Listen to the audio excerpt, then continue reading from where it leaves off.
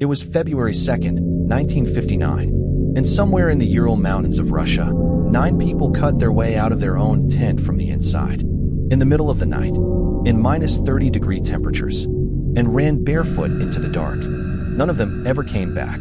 Hi guys, welcome back. Okay, so I need to take a second before we get into this one, because I have been wanting to cover this story for a long time. And the reason I kept putting it off is honestly, because every time I sit down to research it, I go down a rabbit hole so deep that I lose entire afternoons. There is so much here, so many layers, and the more you look at it, the less sense it makes. So today we are finally doing it. This is the Dyatlov Pass Incident, and I want to warn you up front, guys, this one doesn't have a clean ending. There is no moment where everything clicks into place and you walk away satisfied. What we have instead is a collection of facts that are individually strange and collectively impossible. And after more than 60 years of investigation, the world's best scientists, military analysts, and forensic experts still cannot fully agree on what happened on that mountain. Let's start from the very beginning. Okay, so to understand this story properly, guys, I need to take you back to the Soviet Union in 1959. Because context, as always, is everything. The Soviet Union in 1959 was a very specific kind of place.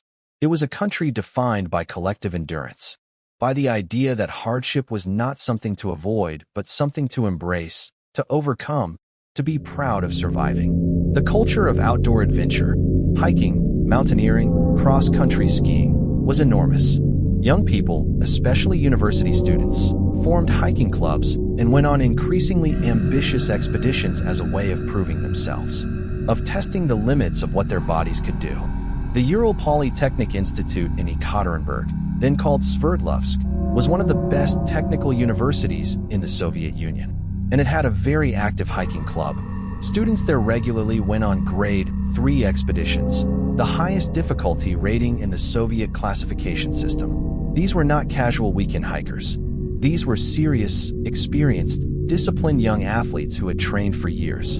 In January 1959, a group of 10 of them set out to ski across the northern Ural Mountains. Their destination was a peak called Otorten, a name that, in the local Monsey language, translates to something along the lines of "don't go there."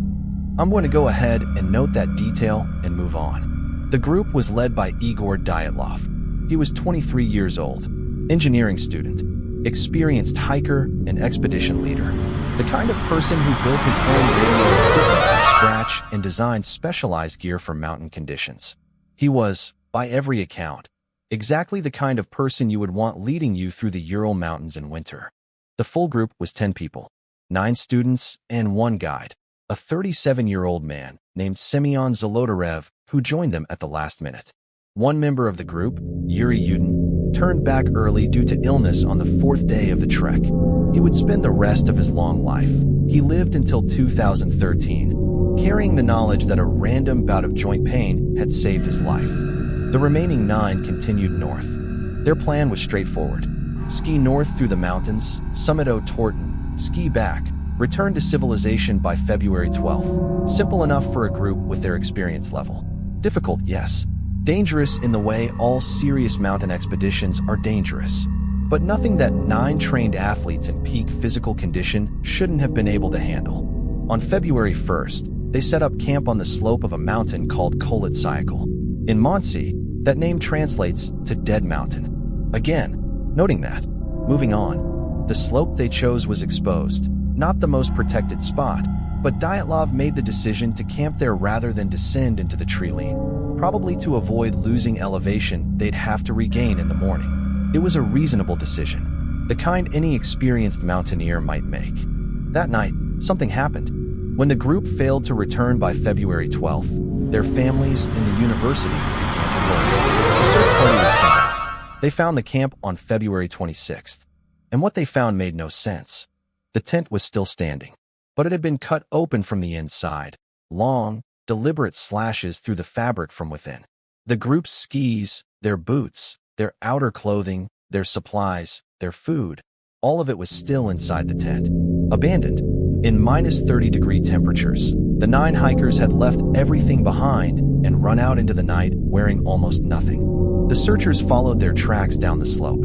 About 1.5 miles from the tent, at the edge of the tree line, they found the remains of a small fire. And next to the fire, the first two bodies. Yuri Doroshenko and Yuri Krivonyshenko. Both were barefoot.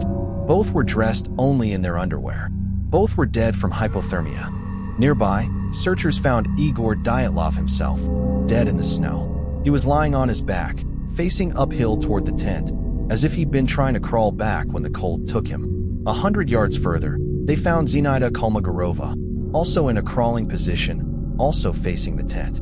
A fifth body, Rustam Slobodin, was found between Dyatlov and the fire. He had a small fracture in his skull, though the initial report listed hypothermia as his cause of death. 5 bodies, all of them in positions suggesting they had been alive after leaving the tent, had been moving, had been trying to either reach the fire or return to shelter. All of them killed by the cold. But guys, here is where it stops being a tragic but explainable mountaineering accident. It took searchers another 2 months to find the remaining 4 members of the group. They were located in early May, buried under nearly 4 meters of snow in a ravine further into the tree line, about 250 feet from where the fire had been. And the condition of these 4 bodies is what turned the Dyatlov Pass incident from a mountaineering tragedy into one of the most disturbing unsolved mysteries of the 20th century. Nikolai Thibault-Brignolel had massive skull fractures. The kind of fractures, the medical examiner noted, that would require an enormous amount of force to produce. The kind of force you'd associate with a serious car accident.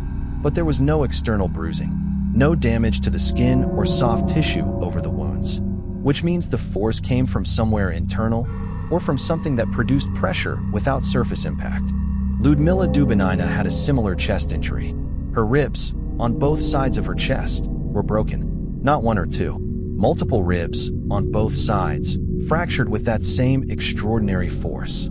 Again, no external bruising. Her injuries, the examiner said, were comparable to being hit by a car moving at high speed. And then there was one more detail about Lyudmila Dubinina that people find impossible to let go of. Her tongue was missing. Not damaged, not partially present. Gone. Removed entirely from her mouth, along with her eyes and parts of her lips.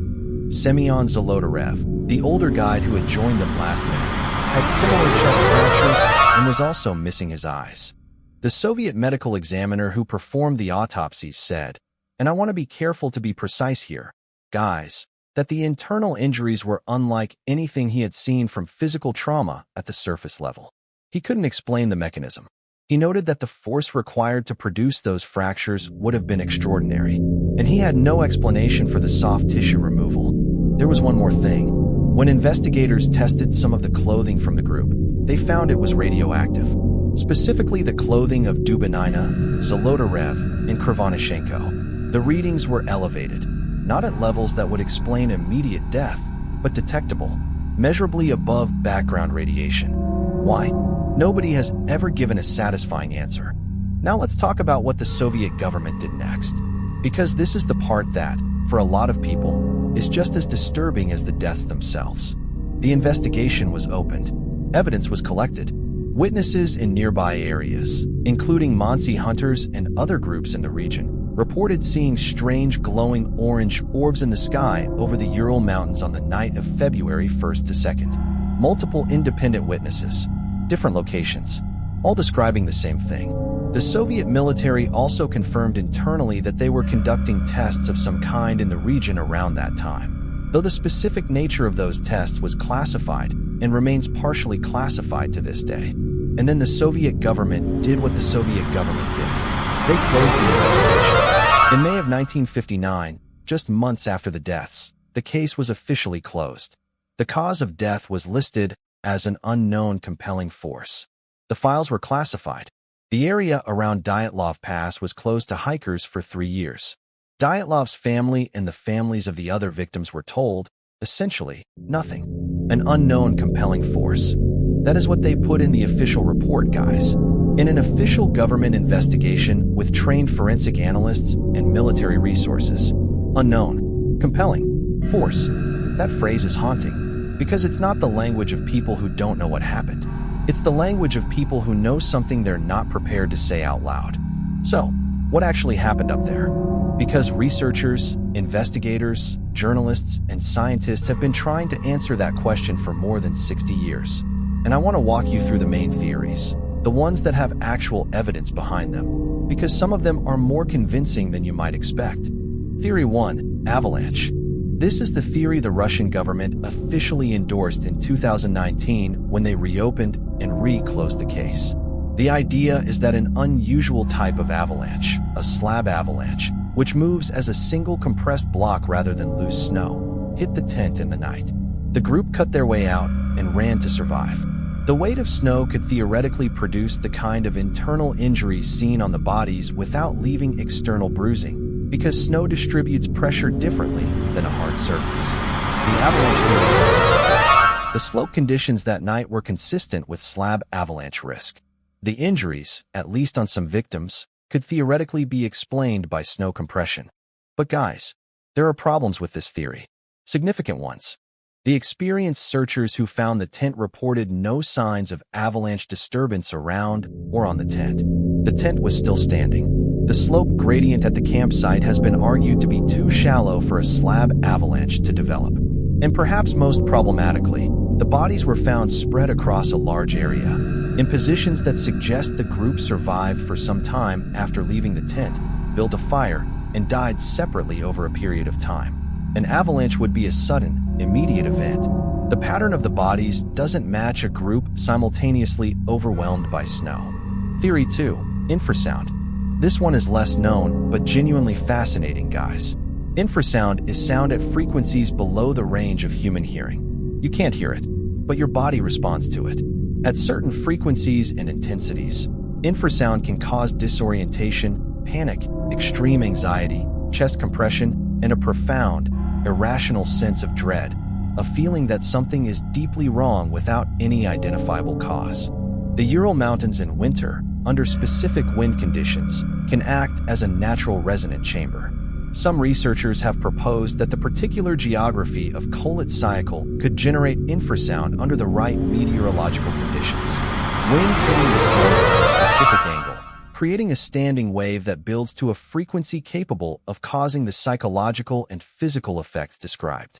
This theory could explain why 9 experienced, rational, trained mountaineers, people who knew better than anyone what the consequences of abandoning shelter in -30 degrees were, made the decision to cut their way out of their tent and run barefoot into the night. Because if infrasound was affecting them, they wouldn't have been making rational decisions. They would have been experiencing something much closer to a full physical and psychological breakdown. A force, invisible, inaudible, irresistible, compelling them out into the dark. An unknown compelling force. The problem with the infrasound theory is that it doesn't explain the physical injuries. Infrasound can cause chest compression and discomfort, but not the catastrophic rib fractures and skull damage found on 4 of the victims. Theory 3. Military testing. This is the theory that a lot of people find the most compelling, and when you line up the evidence, it's easy to see why. The Soviet military was conducting tests in the Ural region in the late 1950s. Specifically, they were testing a new generation of parachute mines, weapons designed to detonate at altitude and send a pressure wave downward. The kind of weapon that would produce a sudden, extreme pressure event with no visible external impact. The kind of weapon that could fracture ribs and skulls from the inside, while leaving the skin undamaged. The kind of weapon whose residue might leave traces of radiation the kind of weapon that, if it accidentally detonated over a group of campers on an exposed mountain slope, a government might classify the entire incident rather than explain. The orange glowing orbs seen by multiple witnesses in the mountains that night are consistent with parachute flares, the kind used to illuminate targets during military testing. The radiation on the clothing, the classified files, the 3-year closure of the area, the unknown compelling force, language in the report, the case being closed within months despite the injuries being medically unexplained. None of this is proof, guys. I want to be clear about that. But when you put it all together, the physical evidence, the government's response, the witness reports, the timing, it forms a picture that a lot of researchers find very difficult to dismiss. Theory 4. Katabatic wind event. A katabatic wind is a sudden, extremely powerful downslope wind that can develop rapidly in mountain conditions. In certain configurations, a katabatic wind event can produce wind speeds violent enough to cause serious physical trauma. It could explain the panic evacuation of the tent. The noise and force of such a wind arriving suddenly in the night would be terrifying, and potentially some of the injuries. The problem, again, is the missing soft tissue. Wind doesn't remove tongues and eyes. And the nature of the injuries on the 4 bodies found in the ravine goes beyond what even an extreme wind event could plausibly produce. Now there is one more theory, guys. One that the scientific community doesn't take particularly seriously, but that I want to mention because it keeps coming up for a reason. The Montsi people, the indigenous population of that region, have their own understanding of what happened. They say the mountain is sacred, that there are places in those mountains that should not be entered, that the name they gave it, Dead Mountain, was not metaphorical, was not folklore, was a warning based on direct experience. Yuri Yudin, the one who survived, the one who turned back early because of his joints, spent the rest of his life thinking about this. He never accepted any of the official theories. He believed something happened to his friends that the Soviet government knew about and buried. He said until the end of his life that the truth was in the classified files. That somewhere, in some archive, someone knew exactly what happened on that mountain on the night of February 1st, 1959. He died in 2013. The files have still not been fully declassified. And here's the thing I keep coming back to, guys.